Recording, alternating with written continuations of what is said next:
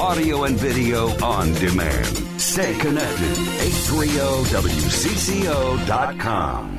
I'm standing with Dave Payne in what used to be the package liquor store alongside of Al's. David, how many years ago did the package side of the business close down? 17 years. 17 years ago. Tell people a little bit about how busy Al's used to be on election day and why that was the case. Well, we were the first municipality across the border from Minneapolis. France Avenue is a dividing line, and in Minneapolis, the polls had to be closed all day and into the evening. In St. Louis Park, we didn't have to be closed. The bars had to be closed all day and into the evening. Right. I think there was some kind of misconception that if you'd been tipping a few, you couldn't make a proper, a proper decision at the polling place. Tammany Hall. Yes, that's right. But they made they would just cross over the street at France Avenue, and by God, we can get what we want here in St. Louis Park. We're going to go down now. Now this is new. This is exciting for you, John. This is isn't a big it? deal for me because Susie Jones is going to show you and me the fabulous former site of the Speakeasy that was in the lower level. Should we get started? Let's go. Okay, just follow me. Here we go. This is so cool, Dave. Yeah, Now, John, I want to just say this is the original wall. This is the addition. This is what I learned from Nancy yesterday. Watch your step here. Okay. And now you're in the original 1926 building. We are in the old building right section now, here. 1926. Okay. washer and dryer, everybody needs one. And now we're in the 1934 The building, 1934 building. Okay. which used to be the Speakeasy.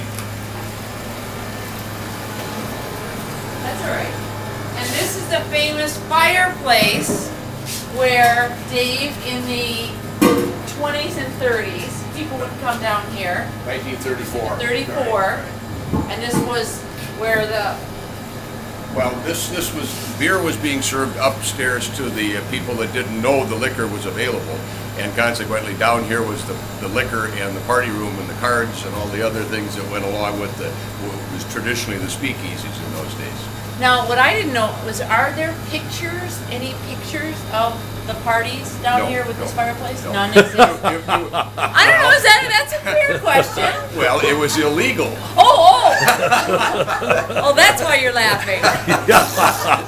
There may have been pictures, but they were at the jail. They were mugshots.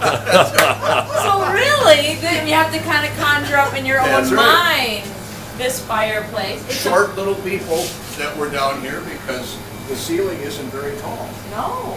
Well, everybody was short back then. Well, that's Everybody true, was I short know. back then. But it's too bad, we were saying yesterday, we couldn't take the fireplace because Yeah. it's so beautiful. But it's so heavy and so solid that they figured it would be $45,000 to lift it out of the building.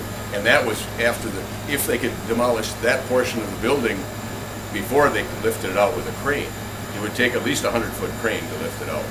Now I have one more question. I never asked this before on the radio, but has there ever been any crime, any trouble, anything, stories about, or did everyone behave when they were down here because they knew it was kind Well, of... I'm sure if they were, they probably ended up in a ditch somewhere or in a cement shoes. And, They're across the river. They're a part of Hudson Road. that's right. Oh, neat. You have to remember that these were bootleggers. They were not law-abiding citizens, and when someone stood in their way, they took care of them. Sure. Well, we just love this. John, do you have any questions? I do. Now, we all know that, of course, last call was on Saturday at 5 o'clock. But now, when will the demolition and when will the transformation of this site take place? When would you imagine? Sometime within a month. Okay. It's going to take a couple weeks to get the building prepared for demolition, and then it'll be demolished and then hauled away to a landfill. Are you going to come down and watch the wrecking ball? We hope to be sitting on a cooler somewhere watching it happen. Yes. So as we say goodbye, and thanks again for letting us come down here. Kind of bittersweet. Yes. Very bittersweet, but. Like I said, it's enjoyable to have you two here. And now we've solved the mystery for John. So Yes, I've never seen this. I'm not as high up on the totem pole as Susie Jones. So, David Payne and your partner, thank you very, very Buzz much Griffin, yeah. for Buzz yeah. Griffin for sharing this with us. And we know how hard you work to get this all wrapped up. Absolutely. The Thank you very much. Speakeasy. Very cool. The WCCO homepage, 830wcco.com.